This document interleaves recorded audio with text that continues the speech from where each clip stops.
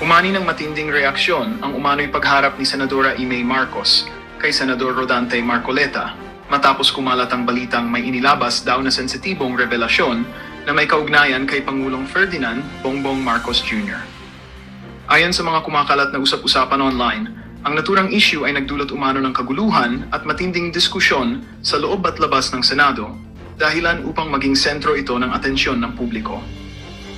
Gayunman, nilinaw ng ilang mapagkakatiwalaang tagamasid na wala pang opisyal na record, dokumento o pahayag mula sa Senado o Malacanang na nagpapatunay sa naturang mga alegasyon.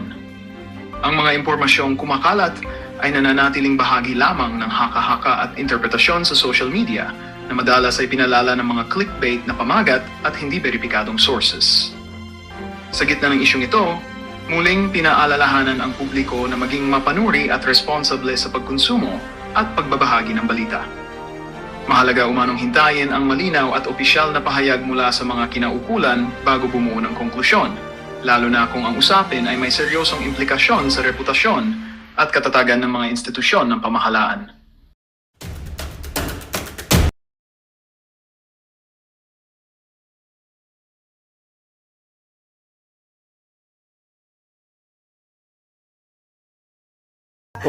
Nakakakaba. Paano ba gagandang relasyon natin sa China? Hindi ko alam. Sabihin mo kay Ading, ikaw naman. Sabihin mo kay Paano Ading, ba yun? ito Hindi ko nga naman, maintindihan. Nasa Ang US po nakikipagmabutihan na rin ngayon sa China. Ay, totoo. Dapat talaga. Sabihin mo kay Ading.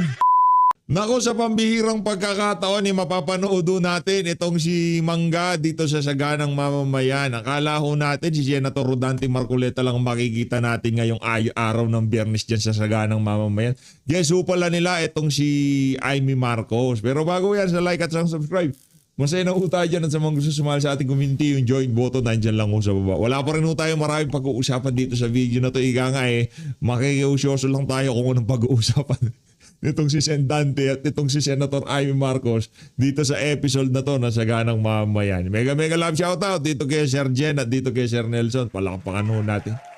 Malupit ho yung dalawa na yan. Okay, game. Umpisa na ho natin ito mga kababayan. Ayun, nandito na po, Sen. Sa inyo na po ang pagkakataon para ipakilala ang ating tama panahon. ba ako? Hindi. Tamang-tama kayo. Sinasabi ko naman sa inyo, pag ako nagsalita, walang labis, walang kulang. Opo. Siya po ang pinakasikat sa Senado ngayon. Speaking of sikat, ito ho mga kababayan, ito ho talaga ang totoong sikat. Yan talaga to sikat. Tingnan nyo naman ho yung mga kababayan. Pambihira itong si Risa Hontiveros. Risa, ito bang bibig na to ang hinahalikan mo? Hindi, nagtatanong lang naman tayo. Dati, kasi maraming naglalabas ang mga lingas-gas na ito daw si Boy Lamas, itong si Ronald Lamas, naging close daw ho sila nitong si Risa Hontiveros. Ito ba ang binebeso-beso mong pisngi sa mga nakalipas na panahon? Hoy, Lamas!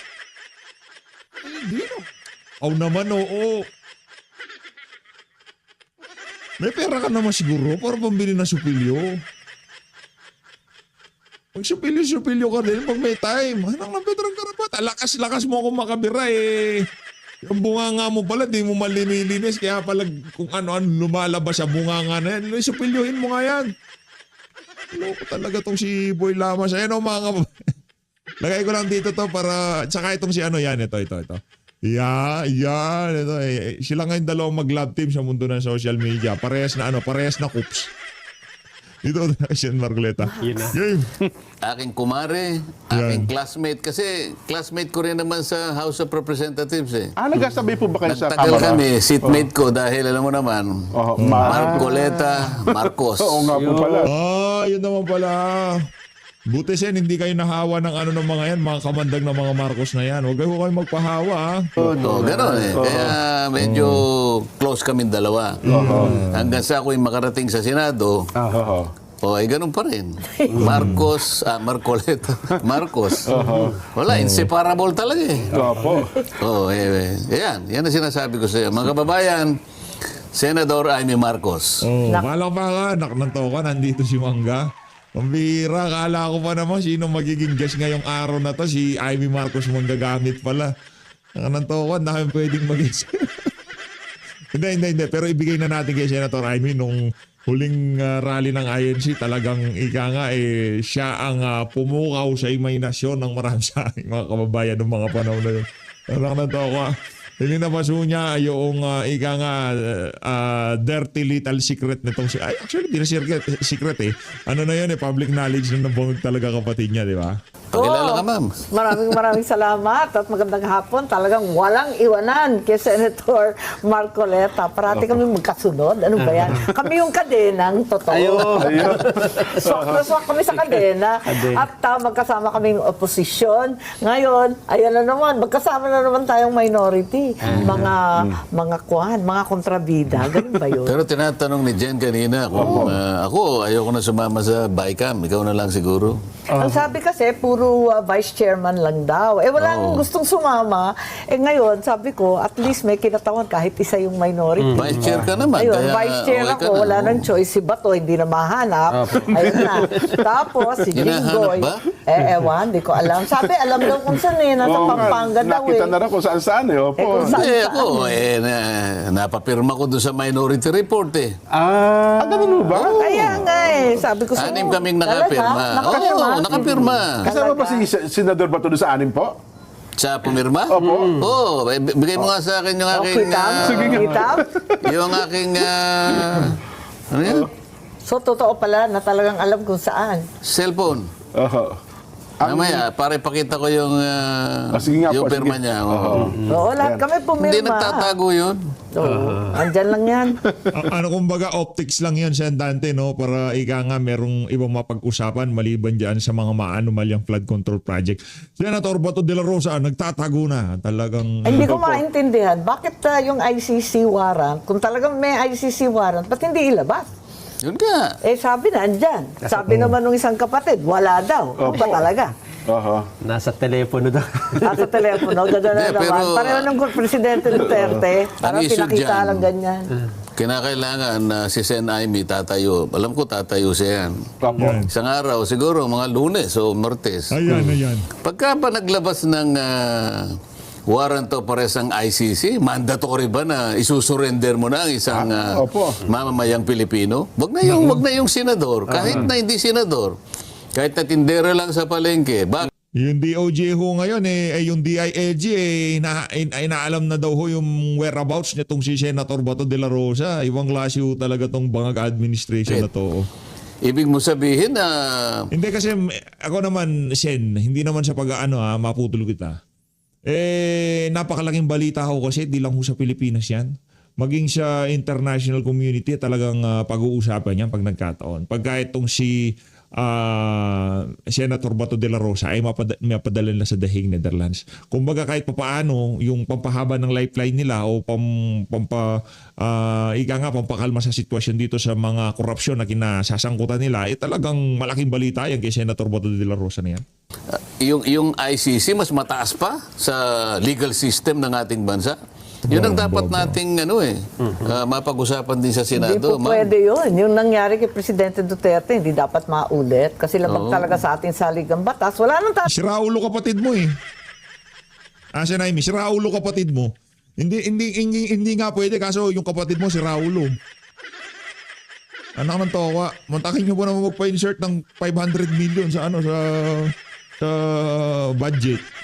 Oh, 'di ba? Mantakin mo yung mga ginagawa niya na yan tapos yung pagpapadala kay dating Pangulo Rodrigo Duterte sa Daing Netherlands. Ano ba naman yung isang Bato de la Rosa na hindi mapadala? Si Raulo yung kapamilya mo nasa Malacanang, Senator Raymond. Puntahan mo siya, batukan mo. mataas pa doon. Kahit international ek-ek pa yan. Mas mataas talaga yung ating konstitusyon at ang ating mga batas. Siyempre. Yung due process, syempre. At Pilipino yan eh. Kung Pilipino, syempre, kailangan dadalhin muna sa korteng Pilipino. Kung makakuha sila ng warrant of arrest, ayun. Pero kung wala pa, walang visa yun. Nasa korte natin na kilalanin o di kilalanin yung mga warrant na linalabas na galing sa labas. Tama-tama. Nung nakaraan, di ba, Nelson, natalaki natin, na naglabas na ng Ruling, ang Supreme ruling Court. ng Supreme Court tungkol sa bagay nito. Di po ba, Superate? Yes, ang sabi naman na wala pang issue, wala pang injured party, wala pang maski ano. Kaya dinismiss yung kay Bato. Yun ang intindi ko eh. Aha. Kasi premature eh. Wala Premature pa daw. namang, wala pa nahuli. Wala pa question yung nahuli. yung Oo. Wala pang maipakita yung ICC. Dapat may mahuli na halimbawa, may nahuling butiki halimbawa. Para meron ng actual case. Actual Wala controversy. pang Doon kaso natin eh. matetes kung talagang kakasa ang Supreme Court. Kasi kung ako yung Chief Justice ng Supreme Court, Opo. teka muna. Aha. Bakit? Mas mataas ba yung legal system o yung Ng ibang bansa, ng ibang bansa kaysa sa atin? Hindi naman ako papayag sa ganyan kasi meron tayong saligang batas, sasabihin niya. Opo. No person shall be deprived of life, liberty, or property without due process of law. Bigla mong isasakay na naman sa kung anong nangyari. Sabi nga ni Sen. Aimee, Uulitin ba yan? uulitin mo na naman yun. Samantalang kung tutuntunin mo mismo, yung mismo provision ng Rome Statute, kung sino man, halimbawa talagang nakapag-issue na ng warrant of arrest, Opo. makikialam pa rin yung yung judicial authority ng domestic court eh. Kasi para masino mo kung talaga yung sinabina, yun ang taong yun. Ayun, At opo. kung halimbawa yung kanyang karapatan ay naproteksyonan. Opo. Kaya dadalhin mo muna sa korte. Hindi mo dadalhin sa Villamor Airbase eh. Kailangan nating matingnan, matest. Opo. Kung nasusunod pa rin ang mga batas. Kaya nga, dapat Parang po hindi talaga na yung mga Kasi kababayan. sabi, bendable na daw yung batas sa Pilipinas. Doon sa bagay. Papayag ba tayo doon? Ay, wag naman sana. Bendable. Oo. Depende kung sinong kaharap. Pwedeng tumambling, pwedeng matibay, pwedeng bumaliktad. Ano ba yun? Aha. Hindi po pwedeng hindi pwedeng baluktutin. Wala Hindi po. tama yun. Doon mo talagang- makikita ngayon kung papayag ang Korte Suprema. Sugot, purbahan mong baluktutin ngayon. Oh. Mukhang sa mga nakaraan, Wala nga doon pa lang sa petition ng kampo ni Senator Bato de la Rosa na ipakita nitong si Boeing Remulla yung kanyang sinasabing tawag dito warrant hindi na ho kinatigan ng kampo nitong si Senator Bato de la Rosa eh. Kasi nga naman yung mga yung iba diyan sa Korte Suprema sa ating nakikita makapit ho yung si Boeing Remulla diyan sa lugar na yan. na madaming kasong naisampa sa Supreme Court, mukhang matibay at matatagang paninindigan ng Supreme Court na dapat susundin ang itinatadhana ng saligang batas. Lalong-lalo na yung sa mga paglilipat ng pondo. Hindi po ba, Sen? Oo. Nanindigan ng Supreme Court eh. At least nakita natin ngayon na sinabi niya, ay balik mo yan. Hindi mo dapat kinuha yan. Aha. 60 billion yata yun. 60 billion. Tsaka PhilHealth. Oo. Oo, labag din O sa pagkatapos charter ng PhilHealth. yung PDIC. PDIC, mas malaki yata yun. Mas malaki pa. At saka yung may iba pala mga ahensya ng gobyerno, Sen, na kinunan din, pwede daw pala nilang gamitin yung naging desisyon tungkol doon sa PhilHealth issue na para bawiin din po pala yung kanilang Oo. mga pondo. Yun din ang sinasabi ng mga GOCC at yung mga GFI Yun. na pare-pareho naman ang sitwasyon nila. May sarili Opo. silang charter, hiwalay sila. Kumbaga, korporasyon sila. Opo. Hindi sila directly under the mandate of the department. So, hindi sila pwedeng pakialaman ng basta at huhugutin lang kung may Ayun. pera kung saan-saan. Hindi naman po pwede yun. Pero ang sumunod na tanong ngayon, bakit sa halip na sa uli, kukunin sa GAA? Kaya nga Pwede nakakapunta ba yun, Super Ate?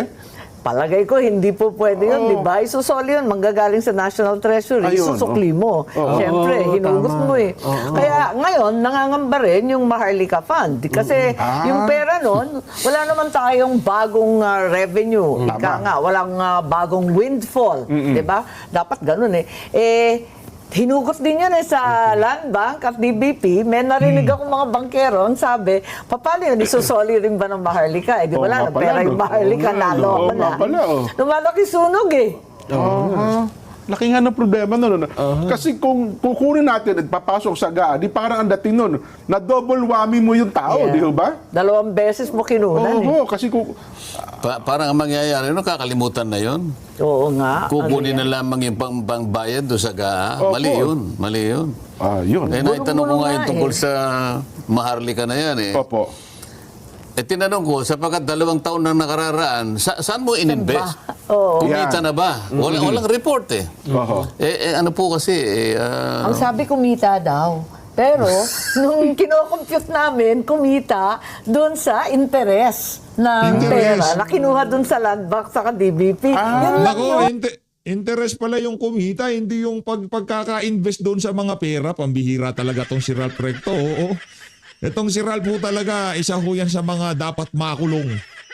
Pagkatapos ng administrasyon na to, di sentimano, uupo si BP Sara, o yan si Ralph Recto, automatic dapat kalaboso ho yung mama na yan.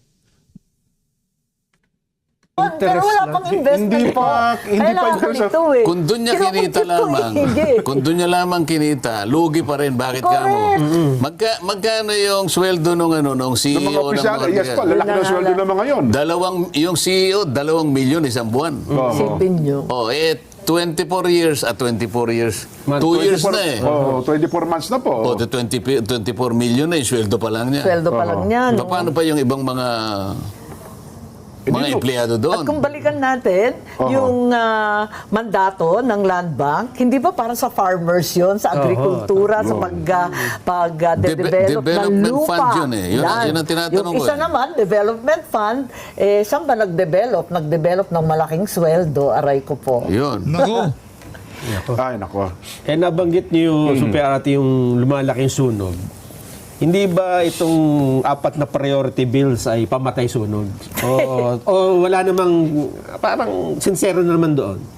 Ko alam, hindi ko maintindihan yung mga congressman nung nag-meeting tayo sa Commission on Appointments, abalang-abala. Apo. Tanong sa akin, seryoso ba yan? Seryoso ba yan? Abala yung mga congressman doon sa anti-dynasty. Anti-dynasty. Sabi ko, ang totoo, nakapag-hearing ako, noon chairman ako, matagal akong chairman ng electoral reform.